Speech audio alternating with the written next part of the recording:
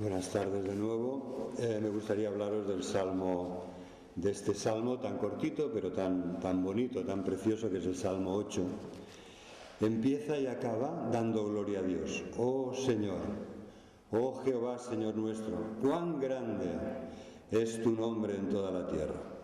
Has puesto tu gloria en los cielos. A esta gloria todos nosotros somos llamados, ¿no?, a participar y a vivir por toda la eternidad en ella.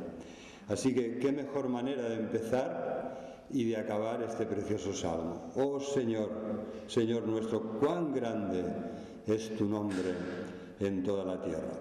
Hay una canción que me gusta mucho, seguramente a vosotros también: Señor mi Dios, al contemplar los cielos, el firmamento y las estrellas mil. En un sentido, esta canción se inspira en este salmo, porque es el mensaje, es exactamente el mensaje que encontramos aquí en el Salmo 8, cuando nos dice que cuando veo tus cielos, obra de tus dedos, la luna y las estrellas que tú formaste, entonces digo, ¿qué soy yo? ¿No? ¿Qué es el hombre para que tengas de él memoria? ¿Qué somos los hombres para que tú cuides de nosotros, ¿no? Para el Hijo del Hombre, para que lo visites, ¿verdad? Nos has hecho menores que los ángeles, un poco menores que los ángeles, pero nos has coronado de gloria y de honra. Seguramente voy a intentar que cada uno de nosotros recuerde un momento. No es fácil porque vivimos en Barcelona, y Barcelona es una ciudad grande, maravillosa y luminosa. ¿Tú conoces algún lugar de Barcelona donde puedas mirar al firmamento y no haya contaminación lumínica? Es decir, que las luces que Dios ha puesto en el firmamento encuentran su competencia en las miles de luces de nuestra preciosa ciudad.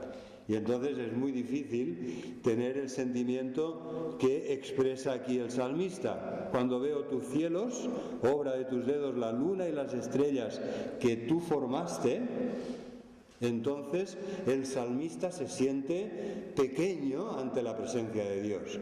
Se siente humilde y, en un sentido, el escenario del universo nos pone en nuestro lugar. Somos poquita cosa, somos importantes para Dios, pero al mismo tiempo siempre el Señor quiere que conservemos nuestra humildad, porque somos creación suya y Él es nuestro creador, ¿verdad? Y en esa relación creador-criatura, lo que corresponde de parte nuestra como creación de Dios, como criaturas de Dios, es mantenernos humildes. Y eso no va a suceder cuando te pasees bajo las farolas de Barcelona y vayas mirando alrededor, pero sí te va a ayudar si una noche te atreves y paseas por un lugar donde no hay luces humanas. Y en una noche estrellada, en una noche en la que no haya nubes que cubran el universo en el que Dios nos ha colocado, en el que Dios ha puesto la tierra, en esa noche puedas contemplar la maravilla de la creación de Dios. Puedes hacerlo, bueno, no es tan difícil. Es suficiente con coger el coche, irte a un lugar donde no hay luces, donde hay una mínima contaminación lumínica, parar el coche, parar el motor, parar las luces y salir y contemplar el firmamento. Es realmente impresionante, ¿no? El Salmo 19, uno de mis salmos favoritos, también nos habla de esta experiencia cuando nos dice: los cielos cuentan la gloria de Dios y el firmamento anuncia la obra de sus manos. Un día emite palabra a otro día, y una noche a otra noche declara sabiduría. No hay lenguaje ni palabras, ni es oída su voz. Pero por toda la tierra salió su voz, y hasta el extremo del mundo sus palabras. Es decir, las cosas invisibles de Dios, su eterno poder y su deidad, son claramente visibles cuando el ser humano se pone en el universo de Dios, no en las ciudades humanas que hemos creado nosotros, sino en medio de la naturaleza de Dios, en medio de su creación, y levanta los ojos para contemplar este lugar precioso donde Dios nos ha puesto. Y esta sensación, nos dice el Salmo 8, sobre todo sucede de noche al contemplar el firmamento, la luna y las estrellas, pero también sucede de día. Un día emite palabra a otro día y una noche declara sabiduría a la siguiente. Es así, hermanos, o sea, debemos mantenernos humildes delante de Dios porque somos creación suya, criaturas suyas. No somos nosotros los amos del universo. El amo del universo es el Señor. Lo que pasa es que a nosotros nos ha dado una enorme responsabilidad porque nos ha puesto en este mundo para que cuidemos de él, para que seamos los representantes de Dios en la tierra. ¿Se dice en la creación de Dios que Dios creara algún otro ser a su imagen y semejanza? ¿Se dice de que Dios bendijera a algún otro ser de la creación, a los hombres y las mujeres? Adán y Eva sí lo hizo. Y les dijo: os he creado a mi imagen y semejanza, creced y multiplicaos, gobernad la tierra, sojuzgadla, administradla, cuidad de ella, disfrutad de ella. ¿Verdad? Este mensaje es específico para el ser humano, que tiene la responsabilidad de cuidar la tierra y no de destruirla como estamos haciendo. Me parece que era el domingo pasado, que era el día de la tierra, el día de cuidar la tierra, y para nosotros esto deberían ser los 365 días del año. Deberíamos procurar, como creyentes, ser también buenos ecologistas.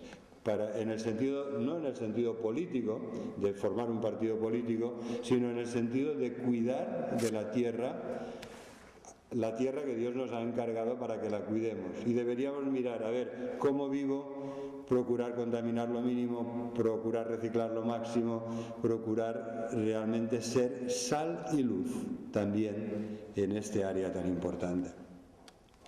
¿Qué os parece este salmo? El Salmo 8. Es un salmo precioso y es un salmo mesiánico. ¿Vale? Ahora sin las tablets, ni los móviles, ni nada. ¿Por qué digo que es mesiánico? El Salmo 8. Pues por dos sólidas y poderosas razones digo que es mesiánico. Porque el Nuevo Testamento lo cita dos veces en relación al cumplimiento de estas palabras proféticas del Salmo 8 con la persona y la obra de Jesucristo. La primera de estas referencias mesiánicas la encontramos en el versículo 2. De la boca de los niños y de los que maman fundaste la fortaleza, a causa de tus enemigos, para hacer callar al enemigo y al vengativo. ¿Cuándo se cumple esto en la persona de Cristo? ¿Cuándo se cumplen estas palabras? ¿Os suena, verdad? Sí, nos suena. ¿En qué momento? Fue un momento crucial de la vida de Jesucristo. ¿En qué momento se cumplieron literalmente estas palabras pronunciadas con 1000 años de antelación? Uy, qué tímidos estáis esta tarde. Hay que repasar, menos mal que estamos estudiando el Evangelio de Mateo, porque esto lo encontramos en Mateo capítulo 21. Así que nos irá muy bien, nos animamos a todos los que queráis y podáis a participar en el estudio bíblico del domingo por la tarde a las 5, estudiando juntos el Evangelio de Mateo. ¿Y qué dice Mateo 21 al respecto? Se cumplieron cuando Cristo purificó el templo. Y los muchachos, después de la entrada triunfal en Jerusalén, en la que ponían, ¿verdad? El domingo que viene celebramos el Domingo de Ramos, que coincide en el calendario anual con la Semana Santa judía, con la Semana Santa que vivió Jesús, y con ese domingo de la semana de su pasión, que entró en Jerusalén y las multitudes le aclamaban: ¡Hosana! ¡Hosana el que viene en nombre del Señor! ¿Verdad? Que Dios salve, ¿verdad? Esa es lo que significa la expresión Hosana, que Dios salve, que Dios nos salve, bendito sea el que viene en el nombre del Señor. Pues bien, cuando entró en Jerusalén, alabado y coreado por las multitudes, entró en el templo y vio que ese templo que él había purificado al principio de su ministerio, al empezar su ministerio, en Juan capítulo 2, Jesús ya había purificado el templo. Ya les había dicho lo que les volvió a denunciar, que habían hecho del templo de Dios, de esa casa de oración, una cueva de ladrones y un mercado ruidoso. Así que otra vez Jesús volvió a echar del templo los que hacían un uso impropio de aquel lugar que era casa de Dios y casa de oración. ¿Verdad? Los templos son un lugar especial. Incluso la legislación española protege este lugar como lugar de culto y le da unos derechos que no tienen los otros locales comerciales de uso común, ¿no? Esto es un lugar de culto y por lo tanto debe ser honrado y respetado mucho más aquel templo de Jerusalén donde habían sucedido tan grandes cosas de parte de Dios.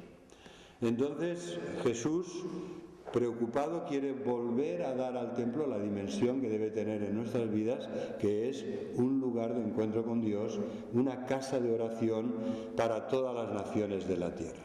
Y esto es lo que deben ser nuestras iglesias, casas de acogida y de oración en la que nuestra fe en Dios se puede expresar con libertad y puede fortalecerse, porque después saldremos de aquí y encararemos una semana en la que echaremos de menos estos momentos de paz y de gozo adorando al Señor.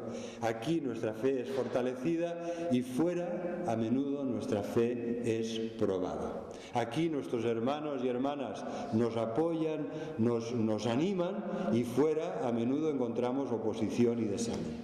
Por lo tanto, esta es la razón, ¿verdad? Estoy dando un mensaje que sobre todo necesitan oír aquellos que no están aquí.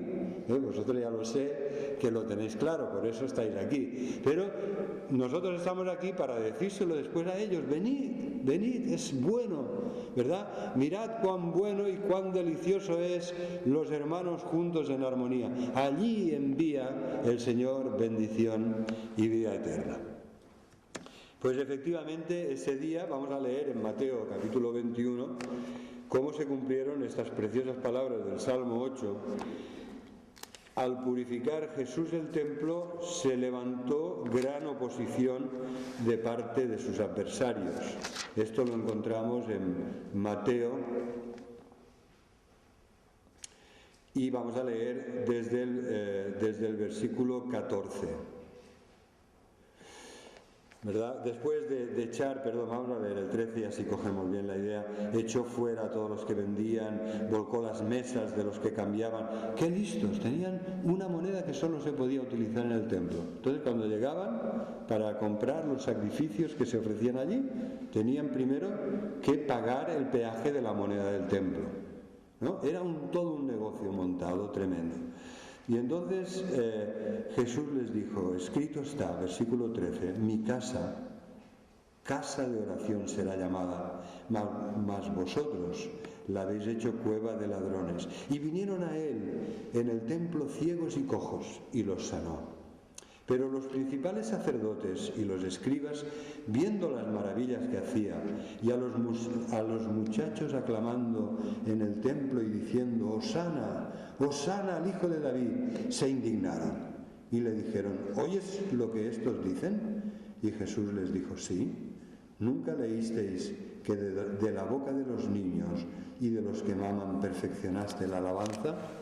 Y dejándolos salió fuera de la ciudad a Betania y posó allí. Así que tenemos aquí el cumplimiento del Salmo 8. Y se cumple exactamente en el contexto en el que el Salmo 8 nos lo presenta. Al citar estas palabras, Jesús, a causa de sus enemigos, hizo callar al enemigo y al vengativo. Porque una vez más las palabras de Jesús hacían que se cumpliera la profecía, esas más de 300 profecías que se habían dado en cuanto al Mesías que había de venir y que se cumplieron todas en Jesucristo.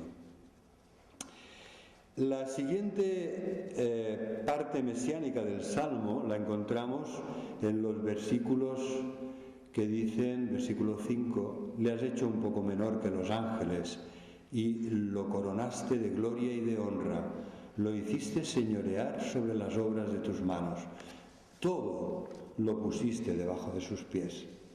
Hermanos, esto David pensaba, cuando escribió este salmo, ¿pensaba en Jesús o pensaba en nosotros?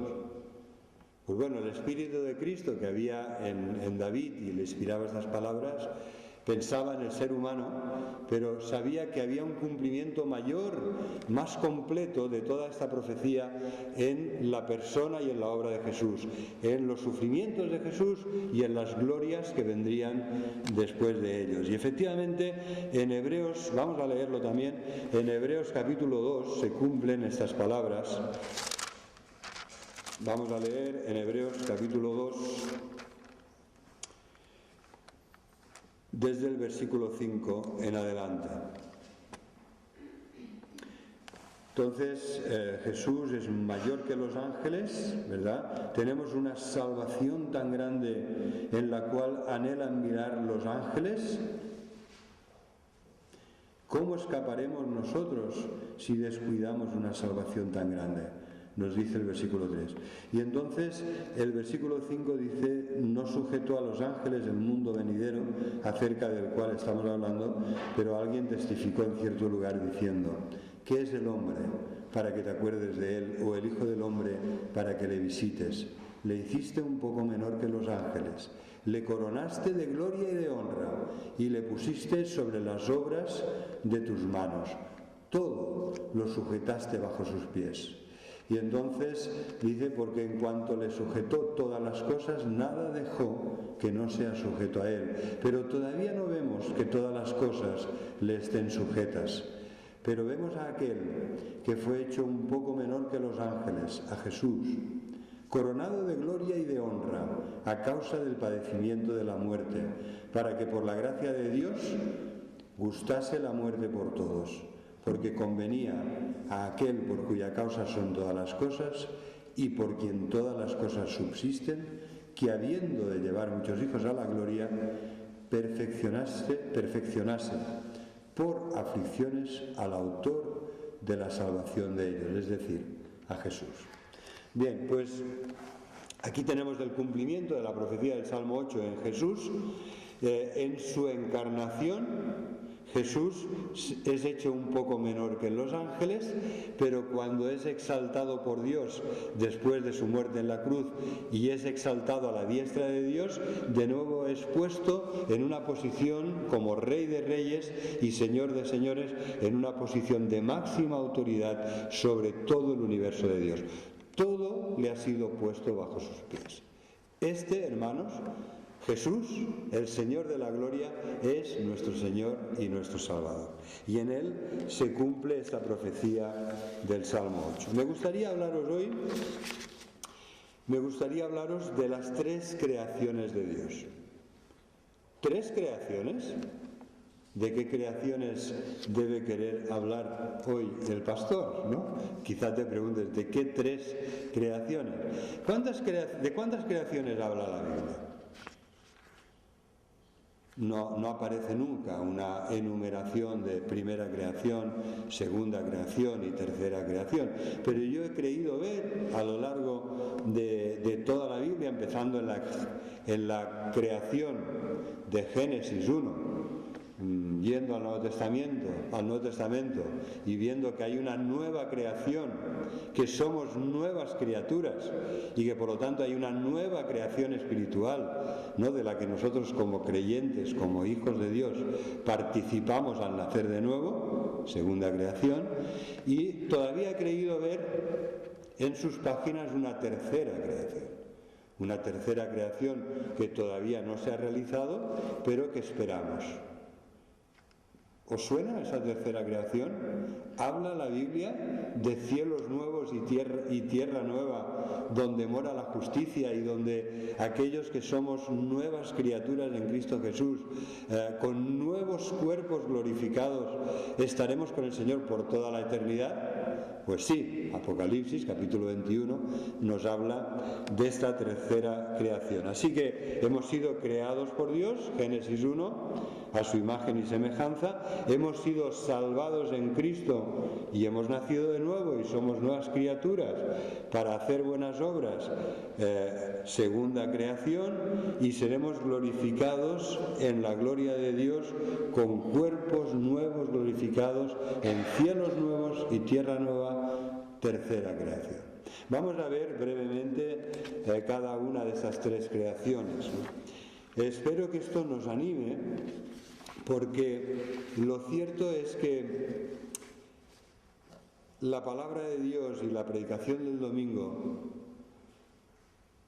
tiene este propósito, ¿no? de hablarnos de aquello que no vamos a escuchar en el Telenoticias, de aquello que no vamos a ver en la novela de la tarde o en la película de la noche, ¿verdad? El propósito de estar aquí es que sepamos que Dios va a cumplir su propósito de amor en nuestras vidas y que tal como nos ha creado y nos ha vuelto a crear en Cristo Jesús como nuevas criaturas, pues nos espera una maravillosa, nueva, definitiva, tercera creación en los cielos nuevos y en la tierra nueva, donde moraremos en la casa del Padre por toda la eternidad.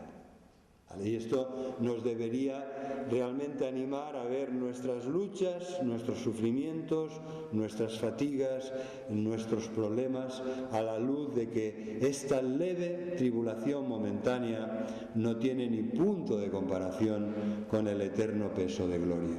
Nuestro cuerpo exterior, es cierto, se va desgastando, ¿verdad? Si no, que me lo digan a mí, que he pasado un virus intestinal esta semana y dices que qué flojo me encuentro, ¿no?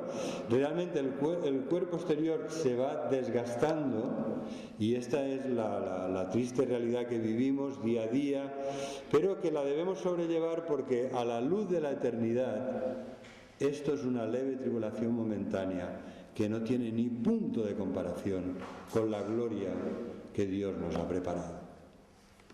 Así que vamos a pensar en primer lugar, a mí me maravilla la creación de Dios. Realmente, si de mí dependiera, yo viviría mucho más en el campo de lo que vivo, ¿eh? Y gracias a Dios ya vivo en un lugar que es Rubí, ¿no? Que es una ciudad muy cerca de Barcelona, bien comunicada, pero ya vivo en el barrio aquel que está ya saliendo de Rubí, y tocando el campo de Rubí.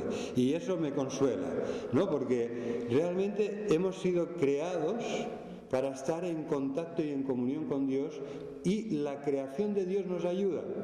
Yo siempre pienso algo que me anima, ¿no? Es que cuando hablo con alguien del Señor pienso, mira, el Señor ya le ha dado testimonio antes que yo, porque los cielos cuentan la gloria de Dios y el firmamento anuncia la obra de sus manos, porque un día emite palabra, otro día, las noches declaran a unas a otras esta sabiduría de Dios, ¿no? Y las cosas invisibles de Dios, su eterno poder y su deidad, son claramente visibles a través de las cosas que Dios ha hecho, a través de su creación. ¡Cuánta sabiduría, hermanos!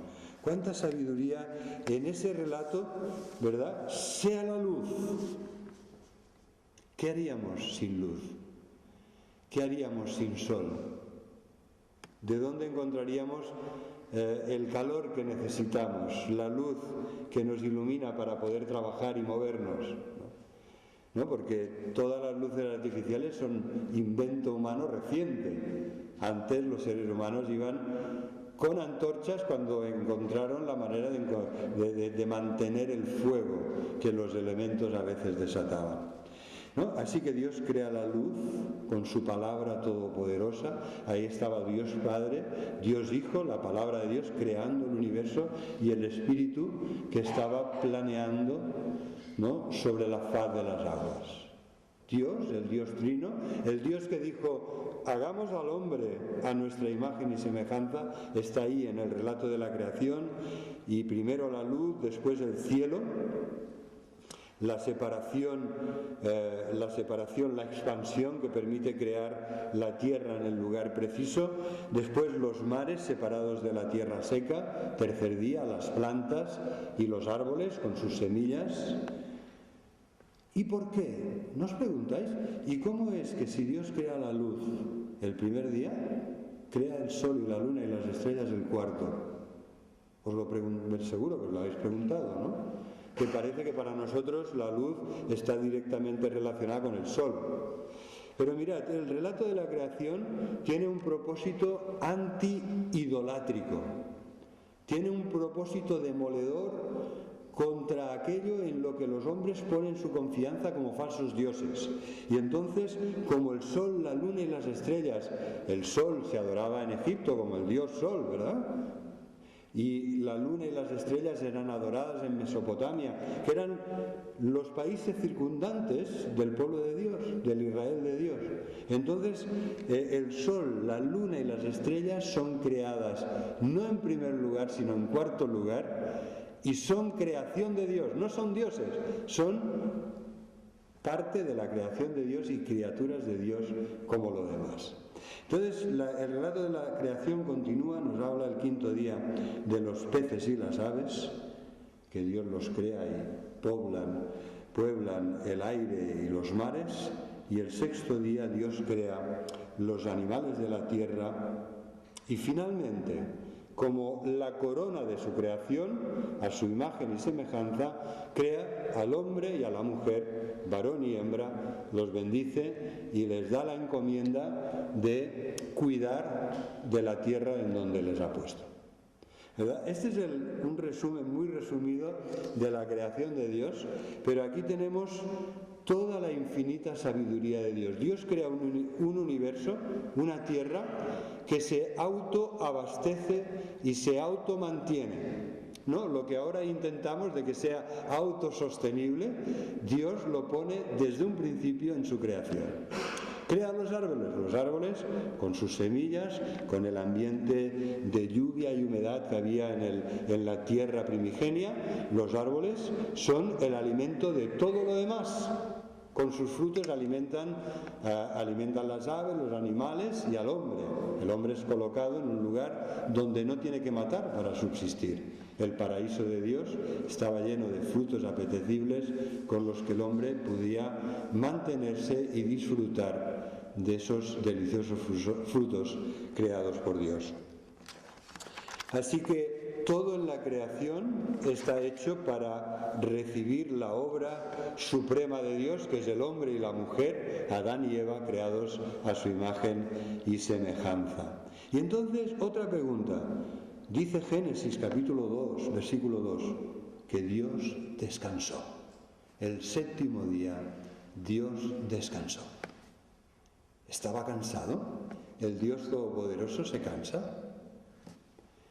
Entonces, no, el descanso de Dios no lo debemos entender como un descanso del cansado, sino como un reposo de aquello que ya está acabado, que es precioso, perfecto, que no se puede añadir ni quitar nada más, porque lo que Dios ha hecho es realmente de una perfección que debería maravillarnos y que debería elevar nuestros corazones a la alabanza, como ese cántico: Señor mi Dios, cuando contemplo los árboles y los astros al pasar, ¿verdad? Mi corazón entona una canción: cuán grande eres tú, Señor.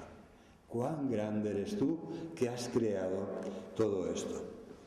¿Habríamos sido nosotros capaces de pensar en una creación tan maravillosa, autosostenible, llena de esta riqueza botánica y animal, geológica que tiene el mundo que Dios ha creado?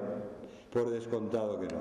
Ojalá que esto nos haga más humildes y más llenos de gratitud y alabanza a Dios por su inmenso amor hacia nosotros, que nos ha hecho corona de su creación, ¿verdad?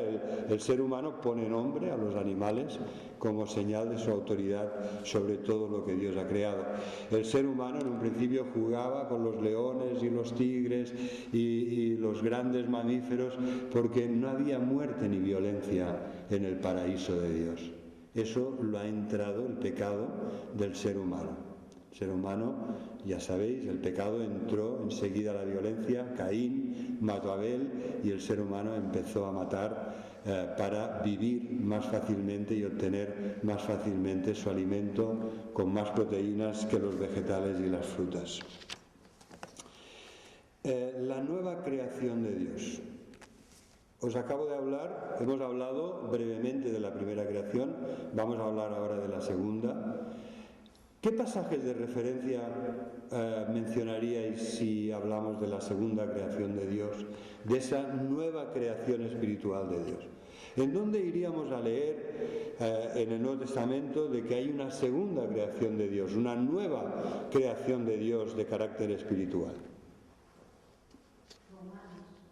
En Romanos. Esto lo encontramos en la segunda carta a los Corintios, capítulo 5, 17.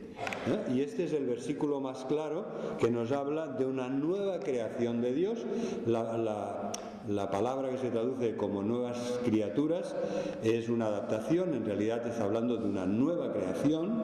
Se utiliza el verbo crear, ¿verdad? Este verbo que es propio de Dios. Porque Dios dijo, sea la luz, y la luz fue hecha. Y Dios dijo, produzca la tierra las plantas y las hierbas, y así sucedió. Y Dios dice y es hecho. Y esto es la capacidad de Dios, que de la misma forma que nos creó al principio, como humanidad, nos crea también espiritualmente. Este concepto de nueva creación va íntimamente unido a otros dos conceptos. Uno es el nuevo nacimiento y el otro es la resurrección espiritual, porque estamos muertos en nuestros delitos y pecados. El ser humano, desde que desobedecieron a Dios nuestros ancestros, desde entonces el ser humano nace en pecado, nace con una actitud de rebeldía hacia Dios, y esto lo materializa cada uno de los seres humanos que han nacido, si tienen tiempo suficiente para vivir, lo materializa con sus propias decisiones y acciones, ¿no? Es como si viviéramos con el puño a veces levantado, a veces escondido, pero hay una hostilidad hacia Dios, hacia la ley de Dios, hacia las cosas de Dios. Si no hay hostilidad, ¿sabéis lo que hay? Indiferencia. Paso de Dios, yo quiero hacer lo que me plazca, yo quiero vivir como me parezca, quiero hacer mi voluntad. En vez de decir, como Jesús, que no se haga mi voluntad, sino la tuya, el ser humano nace en una condición de darle la espalda a Dios para hacer su voluntad, para vivir a su manera, para no tener en cuenta la sabia, justa y imprescindible ley de Dios en nuestra vida. Entonces, como el Señor es muy consciente de que sin su gracia, sin su ayuda, sin la obra redentora de Jesús, no teníamos salvación alguna, porque abandonados a nuestra forma de ser pecaminosa, iríamos de mal en peor, y esta humanidad ya se habría destruido a sí misma más de 1000 veces. ¿Vale? Ahí está Dios frenando el mal, ¿no? Y frenando la maldad y frenando la violencia para que todos para que todos puedan proceder al arrepentimiento y salvarse. ¿Vale? Esto es lo que dice la segunda carta de Pedro, capítulo 3. No es que Dios tarde en volver, no es que Jesucristo esté retardando su promesa, sino que Dios en su misericordia da la oportunidad de que se arrepientan y sean salvos, ¿no? Y esta es la explicación del tiempo difícil que estamos viviendo ahora. Hemos sido creados, los que hemos nacido de nuevo hemos sido vueltos a crear por Dios de una forma espiritual, y ahora esperamos una tercera creación cuando Dios venga con su poder, cuando Cristo vuelva en poder y gloria. En esta nueva creación nacemos de nuevo, nacemos de la palabra de Dios, nacemos del Espíritu de Dios y nacemos, vamos a leer en Efesios capítulo 2, nacemos con un propósito muy especial, que es glorificar a Dios.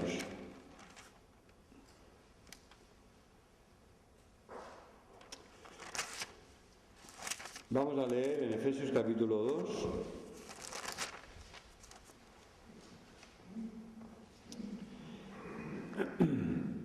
Vamos a leer unos versículos que son muy, muy conocidos,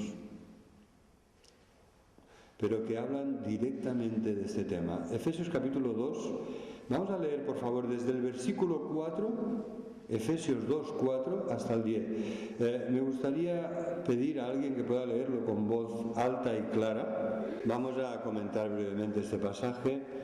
Todo empieza por un Dios que es un Dios de amor y misericordia. Dios que es rico en misericordia por su gran amor con que nos amó.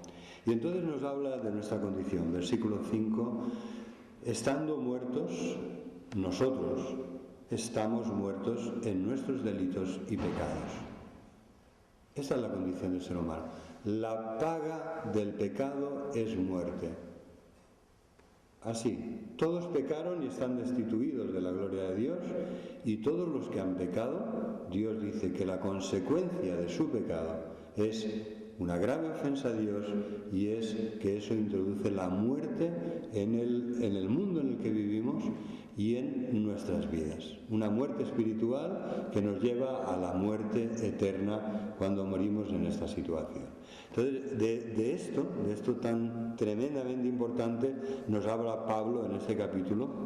Dios, por su gran amor, aunque nosotros estábamos muertos a causa de nuestros pecados, nos ha dado vida juntamente con Cristo. Por gracia somos salvos. Juntamente con Él nos resucitó. ¿Vale? Esta es la idea: nuevo nacimiento, nueva creación, nueva vida, ¿no? A los que están muertos, Dios los levanta a una nueva vida, a una vida espiritual, los restaura a una verdadera y profunda comunión con Él, gracias a Jesucristo. Y entonces nos dice en este precioso y majestuoso resumen del Evangelio, versículo 8, por gracia sois salvos, por medio de la fe. Lo que se requiere de nosotros es, para recoger el don de Dios, es una mano confiada que sabe que Dios no le va a defraudar. Dios dice, te ofrezco la salvación en Cristo. Y nosotros, la fe es la mano que se alarga para recibir el regalo de Dios. No hay mérito en nuestra fe. La fe es, ¿qué otra cosa podemos hacer que confiar en aquel que es absolutamente digno de nuestra confianza? ¿Verdad? La fe es la actitud natural del ser humano que conoce a Dios, porque Dios es digno de confianza. Y en Él confiamos, y en sus promesas y en su palabra. Por gracia somos salvos. Y esto por medio de la fe. No es de vosotros, es un don de Dios. La fe también es un don de Dios. La salvación es un don de Dios. La gracia significa que es un regalo de Dios. La salvación, como la fe, es un don de Dios. Todo está incluido. Esto no es de vosotros, que es un don de Dios. No por obras, para que nadie se gloríe. Y entonces viene el versículo que habla, juntamente con el de 2 de Corintios 5, 17, tenemos Efesios 2, 10.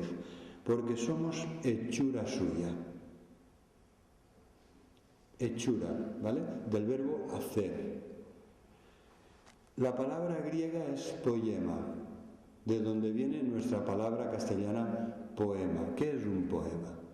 El poema es una hechura, es una composición literaria que hace un poeta y que conmueve nuestro corazón, nuestros sentimientos, ¿verdad? Pues aquí nos dice la palabra de Dios que nosotros somos su poema de Dios. Somos algo que Él ha hecho con cariño, con sus propias manos, de la misma forma que un poeta hace un poema esperando que sea fantástico, maravilloso, enternecedor. Pues así nos ha hecho Dios. Somos hechura suya, creados en Cristo Jesús. Aquí está la palabra, creación de Dios. Una nueva creación de Dios. Creados, esta es la misma palabra que es cuando dice somos nuevas criaturas en Cristo Jesús. Lo viejo ha pasado, todo es hecho nuevo. Es la misma palabra que encontramos aquí. Somos creación de Dios en Cristo Jesús para buenas obras, ¿verdad, hermanos? Está muy claro en este pasaje que Dios no nos salva por nuestras buenas obras. No tenemos méritos para ser salvos, méritos personales, no por obras, pero sí para obras. Sí para que glorifiquemos a Dios con nuestras buenas obras. con las obras que Él nos asegura que ha preparado de antemano para que podamos hacerlas, ¿verdad? Las buenas obras son importantes, no como causa de la salvación, pero sí como consecuencia de la salvación de Dios. Así que tenemos como nuevas criaturas en Cristo Jesús, debemos glorificar a Dios con nuestras buenas obras. También, sabéis, de la misma forma que cuando Dios acabó la creación dijo: lo que he hecho es bueno, bueno en gran manera.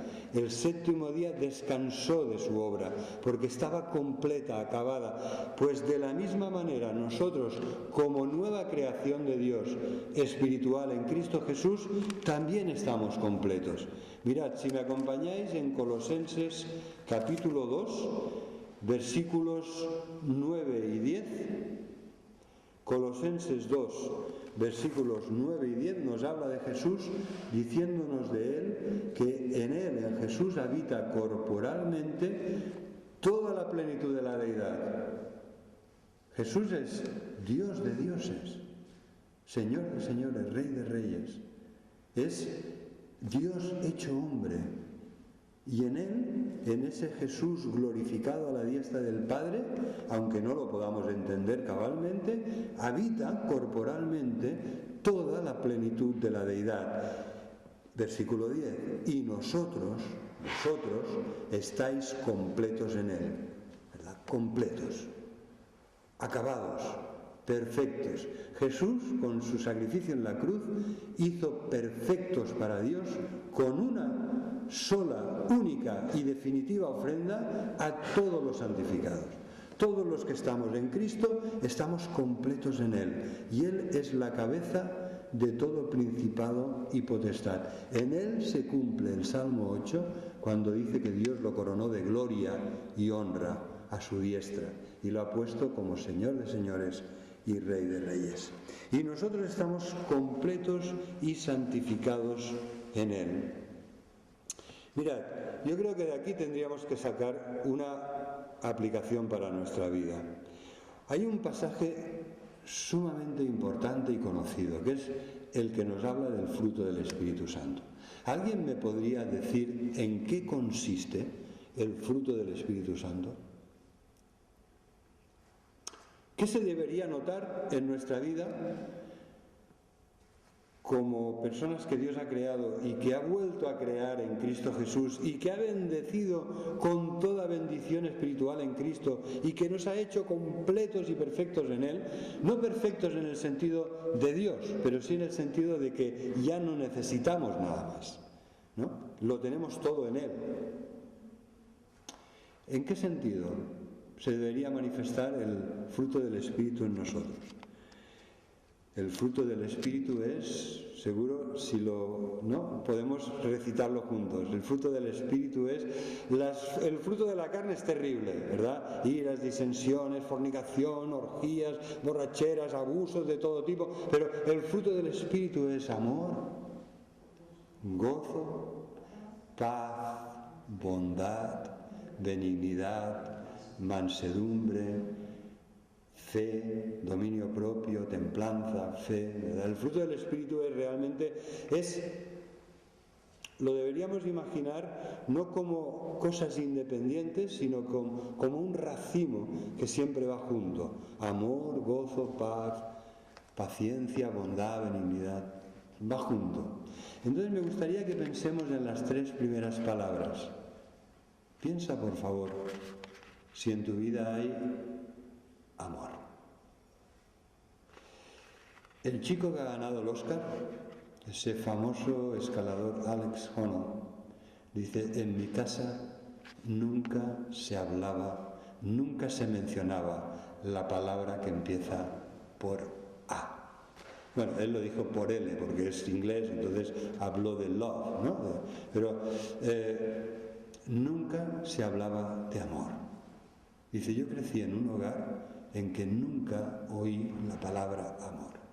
Yo crecí en un hogar en el que nunca había muestras sí lo explica él, supongo que algún momento sus padres le dieron un besito y un achuchón, pero así lo explica él, en que nunca había manifestaciones de amor, de cariño, de apoyo, y entonces este chico, cuando habla de esto, dice: yo no sabía ni siquiera dar abrazos. Es como si hubiera crecido privado de algo tan importante, que hay niños que si no tienen esto, ¿verdad? Es un experimento muy cruel, pero que se hizo, de niños recién nacidos puestos en la incubadora. A unos no se les daban muestras de calor, de afecto y de amor humano.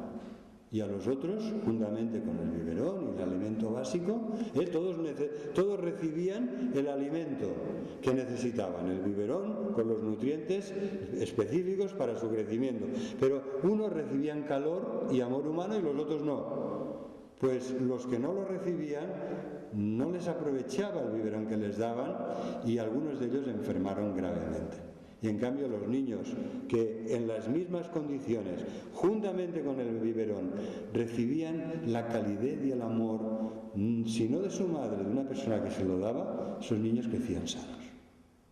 Y este hombre, que es un hombre realmente importante, que ha marcado tendencias, que acaba de ganar un Oscar con el reportaje, con el documental de su vida, este hombre confiesa con mucha pena: en mi casa nunca se hablaba ni se sentía amor.